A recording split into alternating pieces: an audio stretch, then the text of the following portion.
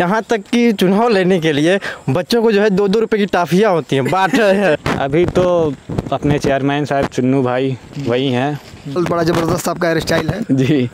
जी, hair style आपका बहुत अच्छा लग रहा है और थैंक यू सर। देखेंगे भी। उस आधार पे वो टाफी दे करके मतलब वोट खरीदना चाहते हैं। अच्छा। आए थे मुन्ना प्रसाद गुप्ता मिलकर गए हुए हैं। ये नहीं पूछें क्या कमी है क्या बेसी, ऐसा कुछ नहीं। अब हम भी सोचेंगे कहीं धंधा वंदा करेंगे तो बन जाएंगे, मस्त नेता होता 2-4 इधर।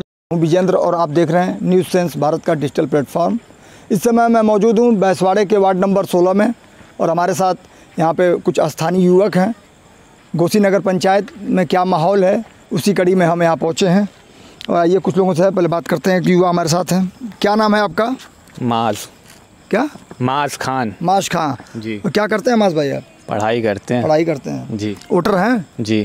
तो वोट क्या देख कर देते हैं आप? वोट यही देख के जो हमारे गांव का विकास करे, शहर का विकास करे और हमारे लिए कुछ काम करे, पढ़ाई लिखाई का, कॉलेज वालेज का, यही सब। और क्या देखा तो इसके पहले जो चेयरमैन थे 5 साल, वो कुछ आपके लिए किए? उनसे खुश हैं? उनके कुछ कामों से आपको कुछ राहत मिली है? नहीं, क्या ये देख ही लीजिए, सड़क वड़क हम लोग के गांव की टूटी फूटी सब पड़ी हुई है, तो क्या राहत मिली है? चलने में दिक्कत होती है तो उनसे क्या राहत मिलेगी? अब इस बार किसका माहौल आपको लग रहा है, किसकी लड़ाई यहाँ दिख रही है इस बार?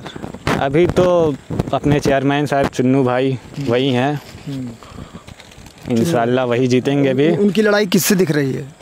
मुन्ना प्रसाद गुप्ता है। अच्छा, मुन्ना प्रसाद गुप्ता है जी। और चुन्नू की लड़ाई आप देख रहे हैं? हाँ जी।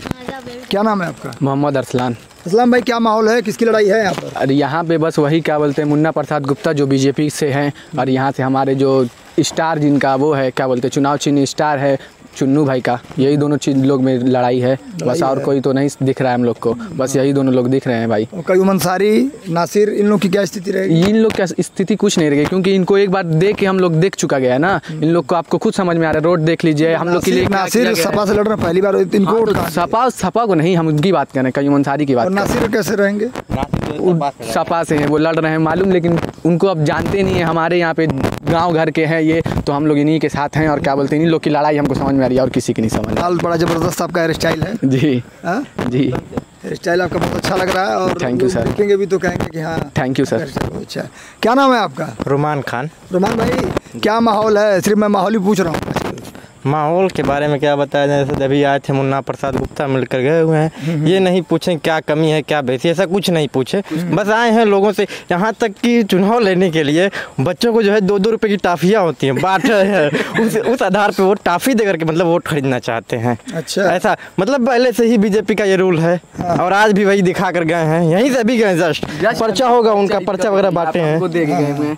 देखिए आप, ये पर्चा बांटे हुए हैं, टाफी बांट जी, टाफी बांट कर ये वोट खरीद रहे हैं। मुन्ना देखिए, बच्चों को कम से कम टाफी तो दिए, कम से कम। हाँ, अच्छी बात, बच्चों को टाफी दे रहे हैं, बड़े बूढ़ों को जो है साथ ही साथ बड़े बूढ़ों को आपको भी टाफी दिए हैं? नहीं, हमें क्या देंगे, हम तो लेने ही वाले नहीं है टाफी वगैरह।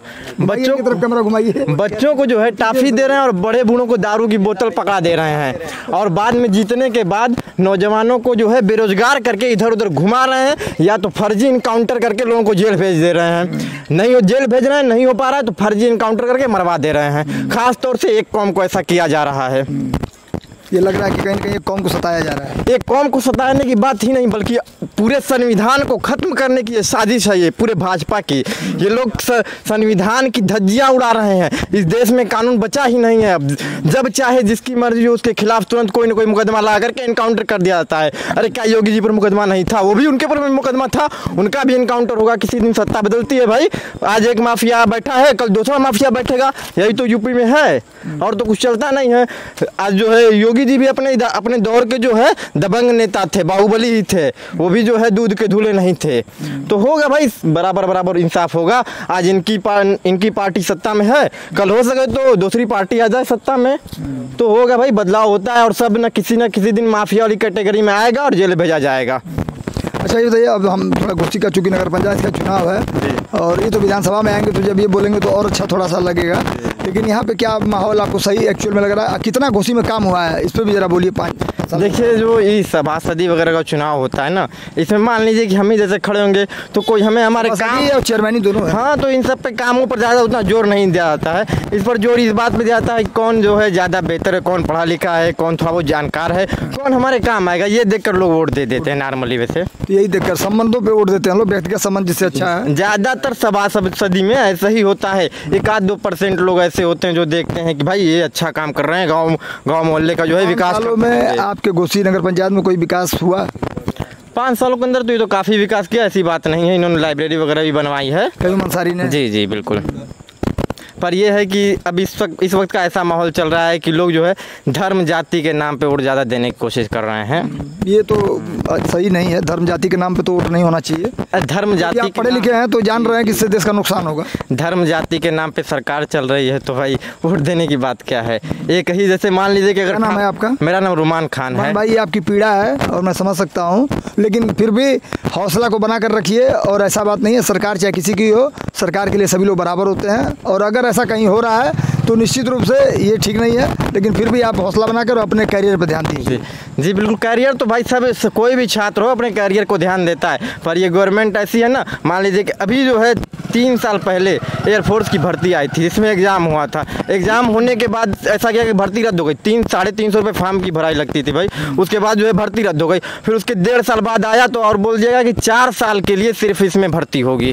तो भाई नौजवान अब करे तो क्या करे, हम तो छोड़ दिए। हम भी फॉर्म भरते थे भाई एयरफोर्स वगैरह का, छोड़ दिए हम पढ़ाई वढ़ाई। बेकार है ऐसे देश में, ऐसे राज्य में जिसमें नौकरी है ही नहीं तो पढ़ने से क्या मतलब है। अब हम भी सोचेंगे कहीं धंधा वंदा करेंगे तो बन जाएंगे मस्त नेता होता, 2-4 इधर उधर केस लग जाएगा, बन जाएंगे मस्त नेता, उसके बाद जिंदगी बन जाएगी।